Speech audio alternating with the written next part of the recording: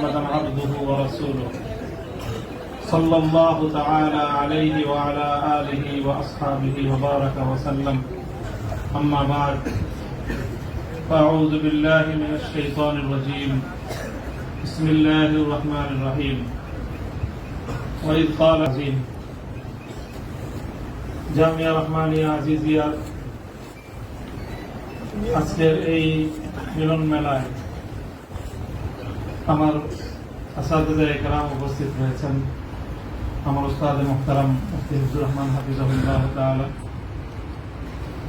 আমার অভিভাবক জামিয়ার সুনামধন্য প্রিন্সিপাল আল্লামা মাহফুজুল হক হাফিজাহুল্লাহ,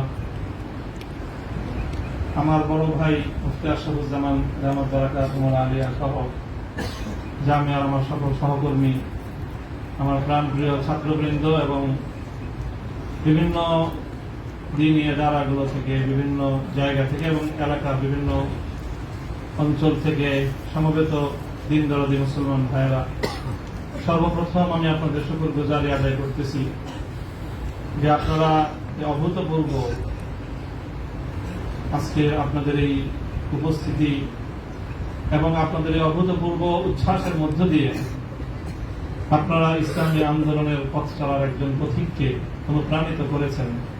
আল্লাহ রাব্বুল আলামিন আপনাদের সকলকে এর উত্তম বিনিময় জাযায়ে খায়র নসিব করুন। আমিন। কাটা কাটা কয়েকটা কথা আমি বলবো, সময় দীর্ঘ নয়। আর সকলে উপলব্ধি করতে পারতেছেন যে আমার প্রতিটা কথাই এখন এটা অনেক বেশি পরিমাপ করা হচ্ছে, দেখা হচ্ছে যে আমি কি বলি। আপনারা যতটুকু মনে করতেছেন যে শুধু একটা কর্তৃপক্ষ দেখতেছে, তা না, দুইটা কর্তৃপক্ষ দেখতেছে এবং একটা কর্তৃপক্ষ আর একটা কর্তৃপক্ষ থেকে অনেক বেশি প্রবল। একটা জমিনের কর্তৃপক্ষ আর একটা আসমানের কর্তৃপক্ষ। আমি আপনাদের কাছে দোয়া চাই, জমিনের এই কর্তৃপক্ষের প্রভাব থেকে আসমানের কর্তৃপক্ষের প্রভাব আমার উপর বেশি থাকে। আল্লাহ রাব্বুল আলামিন যেন আমাকে আল্লাহর গোলাম হিসেবে তার নিকটেই যেন আমার মাথাকে অবনত রাখেন। এই দোয়াটুকু আপনারা সকলে আমার জন্য নিভৃতে একান্তে করবেন। দ্বিতীয় কথা, এখানে আমার জন্য অনেক কথা বলা হয়েছে, আমাকে উৎসাহিত করার জন্য এটাই বলা হয়েছে। উৎসাহিত করার জন্য কিছু প্রশংসামূলক বাক্য আলোচনা করা হয়েছে। শাইখুল হাদিস আল্লামা আজিজুল হক রাহমাতুল্লাহ আলাইহির শানে আমরা এই কথাগুলো বলতাম। সময়ের এতটা অল্প ব্যবধানেই সেই কথাগুলো যে আমার সন্তানেরা, যারা বলেছে আমি সন্তানই বলবো, ছাত্ররা তোমাদের কাছে মুফতি সাঈদ হয়তো অনেক বড় শিক্ষক হতে পারে, আমার কাছে ওই সাঈদই। তারা আমাদের সন্তান, তারাও আমাদের সম্পর্কে সেই কথাগুলো বলেছে। শাইখুল হাদিস রহমতুল্লাহ আলাইহি বলতেন যে এই কথাগুলোকে প্রশংসামূলক কথা নয়, বরং আমি কালিমাত দোয়াইয়া, দোয়ার বাণী হিসেবে, দোয়ার কথা হিসেবে আমি বরণ করে নিলাম। আল্লাহ পাক আমার সন্তানদের, আমার সহকর্মীদের, তাদের এই কথাগুলোকে যেন আল্লাহ আমার হকে, আমার ক্ষেত্রে দোয়া হিসেবে আল্লাহ কবুল করেন। এই কথার মধ্যে একটা কথা এসেছে, সেটা হলো প্রতি ফোঁটা জুলুমের প্রতিশোধ গ্রহণ করার কথা। আমি এই কথাটা একদিকে প্রত্যাখ্যানও করি, আবার আরেকদিকে সমর্থনও করি। প্রত্যাখ্যান করি এইভাবে যে এটা যাদের আদর্শ অনুসরণে আমাদের এই জুলুমকে বরণ করা, আমাদের এই কারাভোগ, আমাদের এই কারাবরণ, আমরা এই শব্দগুলি বেশি বলি। কি বললাম? কারাভোগ, কারাবরণ। কারা নির্যাতন তো বলবো যত কম বলা যায়। কারা নির্যাতন নয়, আসলে তো এটা কারাবরণ। আমরা তো জেনে বুঝেই এই পথে পা বাড়িয়েছি। কেউ যদি মনে করে থাকে যে আমরা জানি না, তাহলে এটা তাদের মিস ইনফরমেশন। আমরা জানি আমাদের এই পথে চলতে গেলে এই পথটা কুসুমাস্তীর্ণ নয়। এই পথে এ পথে লাল গালিচা থাকে, কখনো কখনো প্রতীকী অর্থে লাল গালিচা থাকে, তবে সেই লাল গালিচার লালিমাটা যতটা না গালিচার রং দিয়ে লাল হয়, তার চেয়ে বেশি লাল হয় ভাইয়ের শাহাদাতের রক্তের মাধ্যমে। শাহাদাতের রক্তের নজরানা দিয়ে আমরা সেই পথে ইনশাআল্লাহ পৌঁছবো, যে পথে শাপলা চত্বরের ভাইয়েরা শাহাদাতের রক্ত দিয়েছে, যে পথে আমার হাটহাজারীর সন্তানেরা শাহাদাতের রক্ত দিয়েছেন, যে পথে আমার বীরবাড়িয়ার শহীদ বাড়িয়ার বীর শহীদারেরা যে পথে আত্মত্যাগ স্বীকার করেছেন। সরি বলেন, বাংলায় না বলতে চান দুঃখিত, দুঃখিত যদি বলতে না চান আপনাদের প্রিয় ভাষা ইংলিশেই বলেন, তবে কি বলেন? সরি বলেন। সে রক্তকে অস্বীকার করার চেষ্টা করবেন না। শাহাদাতের শহীদের রক্তের সঙ্গে গদ্দারি করার মতো সেই বেঈমান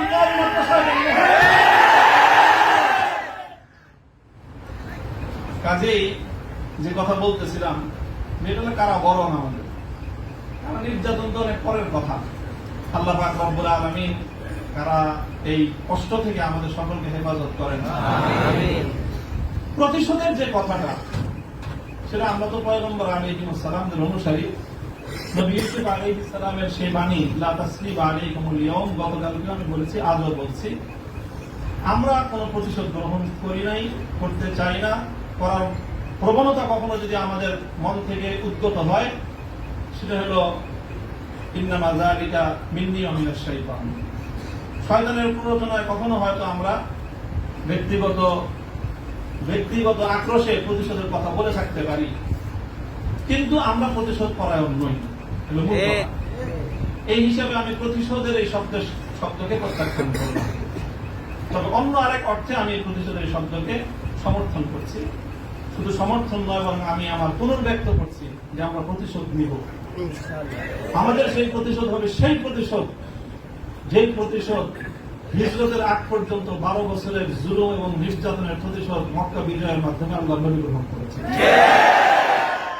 আল্লাহ নবী মক্কা বিজয়ের পরে সেই সকল অপরাধীদেরকে ক্ষমা করার মধ্য দিয়ে, সেই জমিনে আল্লাহর দিনের ঝান্ডা সমুন্নত করার মধ্য দিয়ে মধুর প্রতিশোধ নিয়েছিলেন। আমি আবার বলছি, এদেশে ভাড়াটিয়া থাকবো না। বাস করি এই জমিনকে আল্লাহর জন্য মুক্ত করেই ছাড়বো ইনশাআল্লাহ।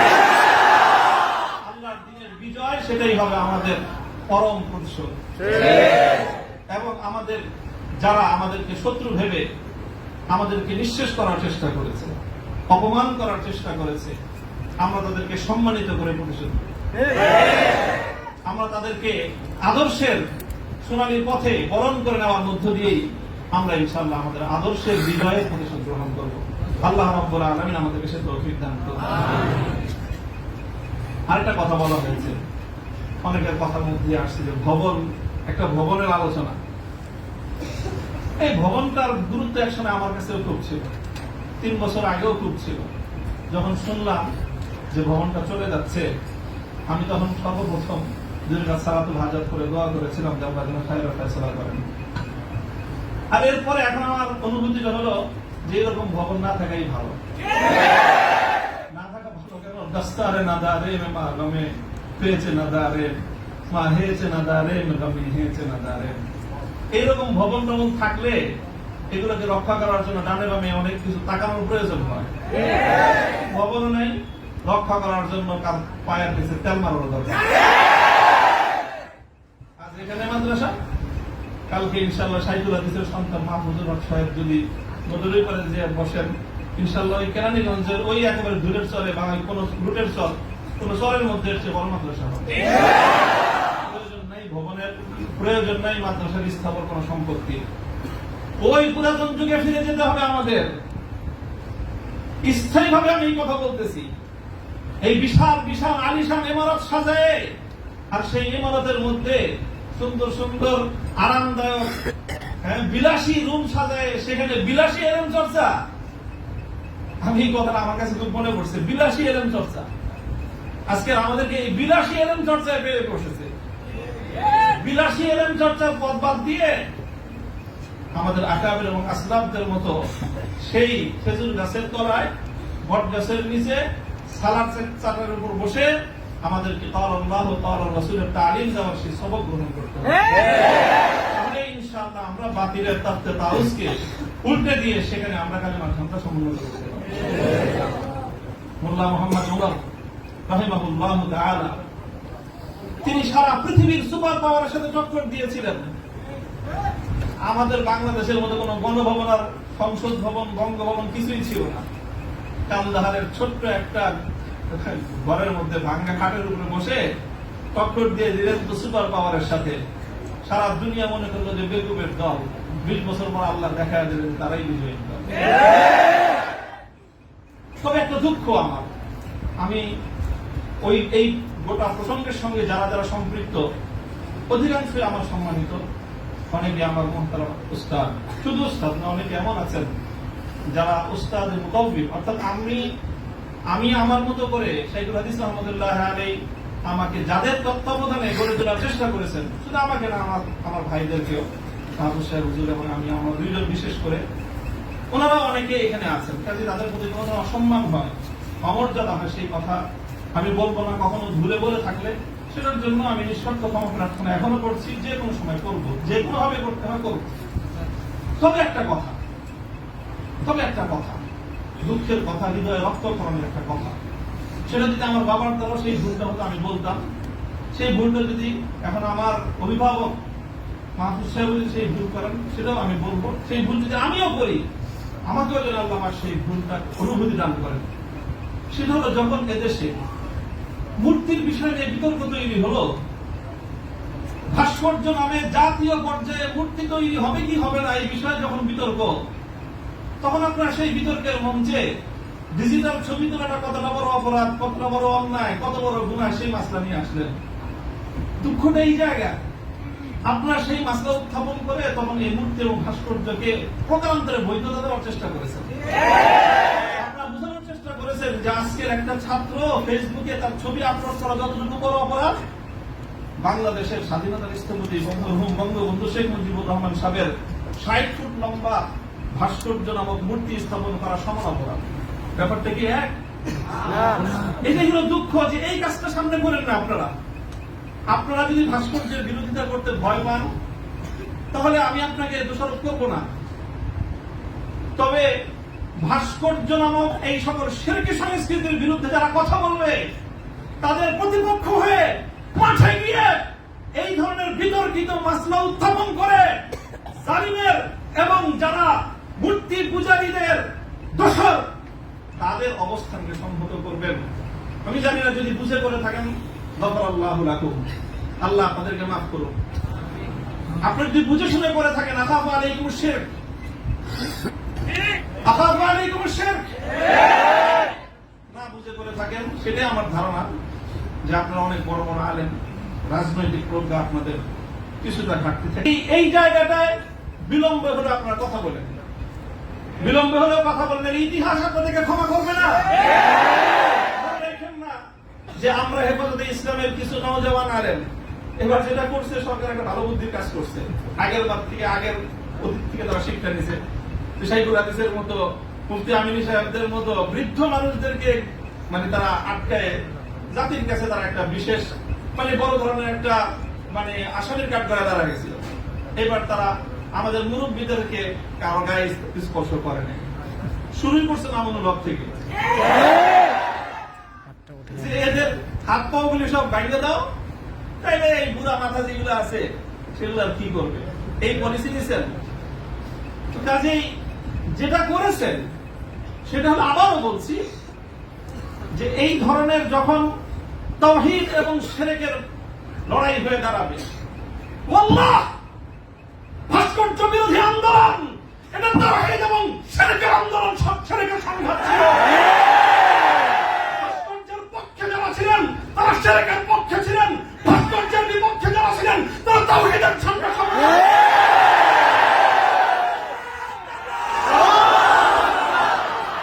বলছি, ভাস্কর্যের পক্ষ বিপক্ষের এই লড়াইকে একজন মরহুম মুসলিম নেতা, মরহুম বঙ্গবন্ধু শেখ মুজিবুর রহমান সাহেবের ব্যক্তিত্বকে মাঝখানে এনে বিষয়টাকে ভিন্ন রং দেওয়ার চেষ্টা করা হয়েছিল।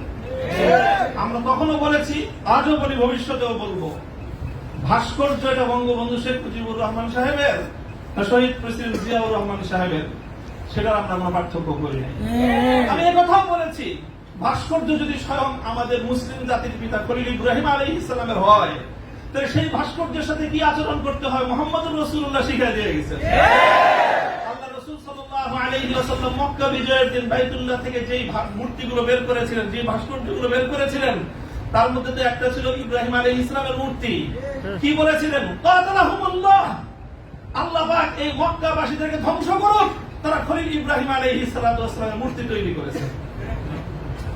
আমাদের কথা আপনাদের পছন্দ হলো না, আমি বললাম যে ভাস্কর্য বানায়েন না, এটা বানালে বঙ্গবন্ধু যদি মুসলিম হয়ে মারা গিয়ে থাকেন কবরে তার শাস্তি হবে। তো আপনারা মনে করলেন আমরা বঙ্গবন্ধুর বিরুদ্ধে বললাম, আসলে বলি নাই বিরুদ্ধে।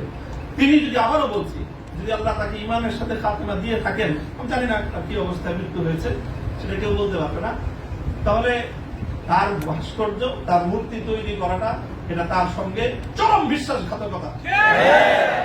সর্বশেষ কথা হলো এই, খলিল ইব্রাহিম আলাইহিস সালামকে যখন এই মূর্তি বিরোধী আন্দোলনের, মূর্তি বিরোধী কার্যক্রমের পরিণামে নমরুদ কি করেছিল? অগ্নিকুণ্ডে নিক্ষেপ করেছিল। এটা সবাই জানি আমরা। কিন্তু অগ্নিকুণ্ডে নিক্ষেপ করাটা এটা নমরুদের প্রধান শাস্তি ছিল। নমরুদ ইব্রাহিম আলাইহিস সালাম যে প্রতিশোধটা গ্রহণ করেছিল সেটা কিন্তু প্রধান এটা ছিল না যে ওনাকে কি করেছে? আগুনে নিক্ষেপ করেছে। আর খলিল ইব্রাহিমকে আগুনে নিক্ষেপ করে আর কি প্রতিশোধ নেবে? যে বেটা তার প্রাণাধিক প্রিয় সুপুত্রকে আল্লাহর জন্য হাসি মুখে কোরবানি করতে চায়, তার নিজের জীবনের দাম তার কাছে আর কতটুকু? তার কি মারবে আর কি জ্বালাবে? সবচেয়ে বড় যে জঘন্য কাজটা নমরুদ করেছিল সেটা হলো ইব্রাহিম আলাইহিস সালামকে অগ্নিকুণ্ডে নিক্ষেপ করার আগে ওনাকে বিবস্ত্র করে ফেলেছিল।